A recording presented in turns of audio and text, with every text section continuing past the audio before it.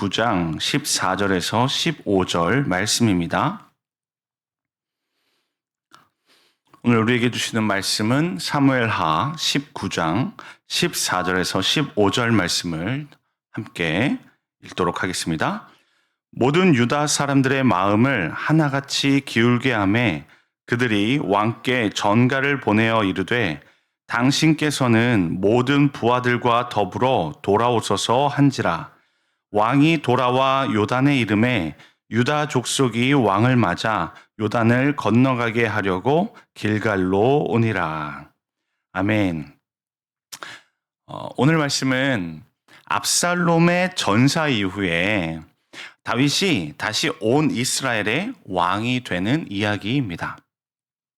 압살롬은 일전에 에브라임 숲풀 전투에서 상수리나무의 머리카락에 걸린 일이 있었습니다. 그래서 옴싹달싹 하지 못하는 상황에서 요압과 그의 부하들에 의해서 죽임을 당한 바가 있죠. 그렇다면 이제 이스라엘은 왕이 공석인 상태에 놓이게 됩니다.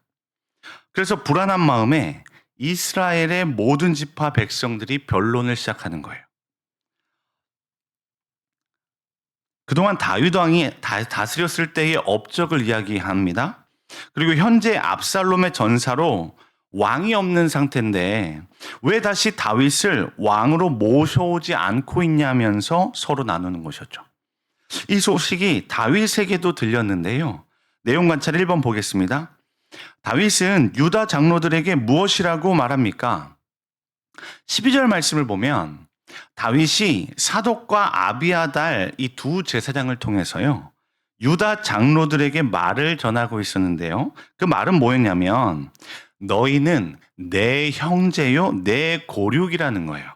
그런데 너희는 어찌하여 왕을 도로 모셔오는 일에 나중이 되겠느냐는 것입니다. 다윗은 유다 지파 출신 아닙니까? 그러니까 유다 지파 사람들과는 혈연 관계로 이어진 매우 가까운 사이임을 알 수 있습니다. 그래서 너희는 내 형제요 내 고륙이라는 표현을 쓴 것이죠. 그런데 이렇게 가까운 사이임에도 불구하고 왜 가만히 있으면서 머뭇거리고 있냐는 것입니다. 나와는 가까운 형제 사이도 아닌 이스라엘의 다른 지파 사람들이 있지 않습니까? 근데 그 사람들도 지금 나를 왕으로 다시 모셔오자는 이야기가 나오는데 정작 나와 피가 섞인 너희는 지금 뭐하고 있느냐 반문하고 있었던 것이죠. 그러면서 다윗은 적군이었었던 이스라엘의 군대 지휘관 아마사도 품으려고 합니다. 그래서 손길을 내밀게 되는데요. 내가 왕위를 다시 얻게 된다면 아마사 그대를 요압을 이어서 나의 지휘관으로 항상 등용할 것임을 약속합니다. 이렇게 다윗이 모든 유다 사람들의 마음을 하나같이 다윗 쪽으로 기울게 했습니다. 그러자 유다 사람들이 이제 움직이기 시작하는 거예요. 당신께서는 모든 부하들과 더불어 돌아오소서 하면서 다윗에게 전가를 보내오는 겁니다. 그래서 다윗은요 이제 요단으로 돌아오는데요. 이때 유다 족속이 강 건너편 길갈로 마중 나옵니다. 이때 시므이도 베냐민 사람 1000명을 이끌고 마중 나왔는데요. 내용 관찰 2번 보겠습니다. 다윗은 압살롬을 피해 도망하는 자신을 저주했던 시므이를 어떻게 대합니까? 23절 말씀을 보면 다윗은 시므이를 용서합니다. 그래서 시므이가 죽지 않게 될 것을 맹세하는데요. 시므이는요, 압살롬이 전쟁 중에 전사했다는 소식을 들었을 때 두려움에 떨기 시작했을 겁니다. 왜냐하면 다윗이 자신이 다윗 왕을 저주했던 것은 다윗 왕이 다시는 왕위를 회복하지 못할 거라는 생각을 했기 때문이었는데요. 그런 다윗이 다시 왕위를 찾게 된다면 왕을 저주했었던 자신은 어떻게 돼요? 죽은 목숨이잖아요. 그런 위치에 놓이게 된다는 것을 누구보다도 잘 알고 있었던 것입니다. 그래서 시므이는요, 이제 부랴부랴 베냐민 지파 중에서 1000명을 모으는 겁니다. 그런데 생각을 한번 해보세요. 이렇게 단시간에 같은 지파 사람 1,000명을 모은다는 것이 쉬운 일입니까? 아니죠. 이렇게 이것을 보았을 때 시므이는요, 베냐민 지파 중에서 굉장히 유력한 사람이었다는 것을 알 수 있습니다. 다른 곳에서는 시므이를 소개하기를 사울 왕의 친족이라고 했습니다. 그러니까 왕족으로서의 권세를 가졌던 사람이라는 것을 알 수 있죠.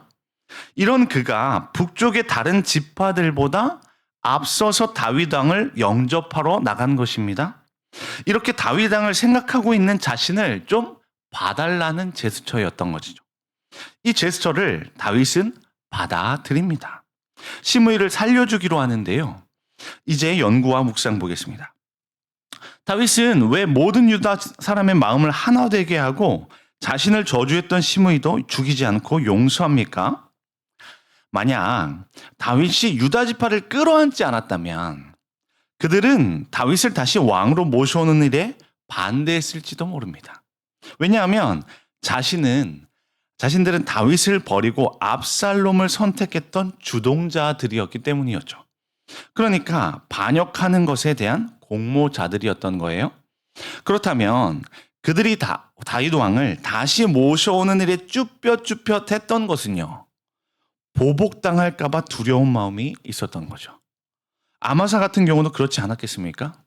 아마사는 적군을 지휘했었던 군 지휘관이었으니까요. 그러니까 만약 아마사를 품지 않고 전례대로 그를 처단했었다면요, 그 휘하에 있는 모든 군인들의 마음 또한 잃어버렸을 겁니다. 이것을 잘 아는 다윗은요, 유다 지파에게 메시지를 던지는 거예요. 나는 너희에게 보복하지 않을 것이다. 나는 너희를 은혜로 품을 것이다. 왜냐하면 너희는 내 형제요, 내 골육이기 때문이다.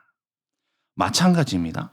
아마사를 포용한다면 그의 휘하에 있는 모든 군대 또한 흡수할 수 있었기 때문에요, 다윗은 아마사를 포용했던 것입니다.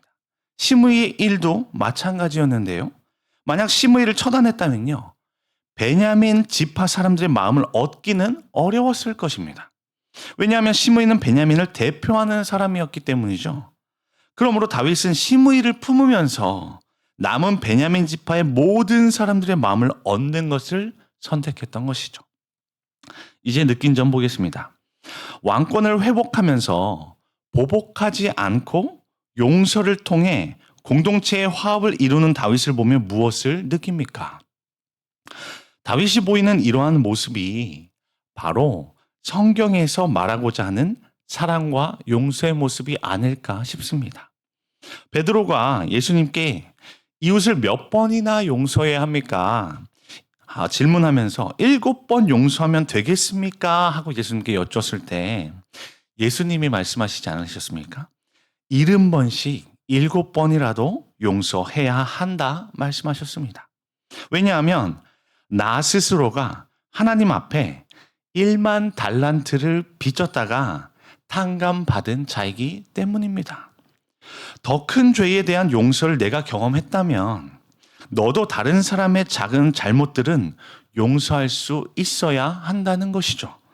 그래서 다윗이 보인 모습처럼 과거에 나에게 등 돌린 사람들에 대해서도 감정적으로 그들을 대하기보다는요, 하나님의 사랑과 용서의 마음으로 그들을 품어야 하지 않을까 생각이 들었습니다. 이제 결단과 적용으로 나아갑니다. 내가 공동체 안에서 갈등하며 분노로 반응했던 적은 언제입니까? 하나님께 받은 은혜를 힘입어 용서와 화해를 이루기 위해 무엇을 실천하겠습니까? 여러분, 저와 여러분이 누군가를 사랑하고 용서하는 것은 모든 기준이 어디로부터 시작되는 것이냐면요, 바로 하나님께서 저와 여러분에게 행하신 것입니다.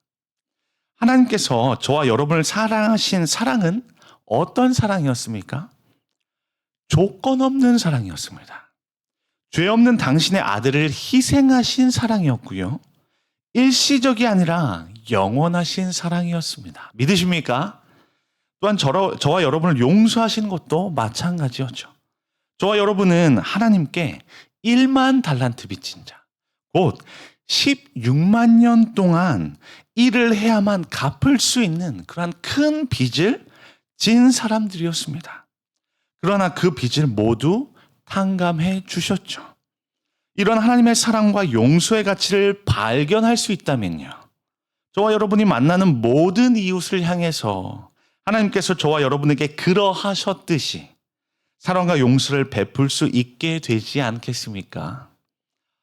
이것을 위해 오늘을 살아가실 때 십자가의 은혜를 더욱 묵상해 보실 수 있기를 바랍니다. 우리가 아직 죄인 되었을 때에, 다시 말하면 하나님과 아직 원수 관계에 놓여 있을 그때에 하나님께서는 저와 여러분을 위해 죄 없는 자신의 아들을 심판대 위에 올려놓으셨습니다. 이것을 묵상해 보시면서 이 사랑 때문에 그동안 용서할 수 없었던 우리의 이웃을 한번 용서해 보실 수 있기를 원합니다. 그러할 때 하나님의 이 은혜가 우리 공동체를 더욱 하나 되게 하실 것입니다. 우리를 한 성전으로 더욱 아름답게 이루어 가실 줄로 믿습니다. 오늘 하루 성령으로 말미암은 이 하나님의 사랑과 용서의 은총이 넘치시는 하루 되실 수 있기를 주님의 이름으로 축복합니다. 기도 제목 드리도록 하겠습니다. 먼저 개인의 기도 제목입니다. 내가 받은 은혜가 누구로부터 기인했는지 깨달아 알게 하소서. 하나님께 받은 은혜를 기억하며 용서를 선택해 사랑으로 하나 된 공동체의 연합을 이루게 하소서. 이제 공동체를 위한 기도 제목을 드리겠습니다.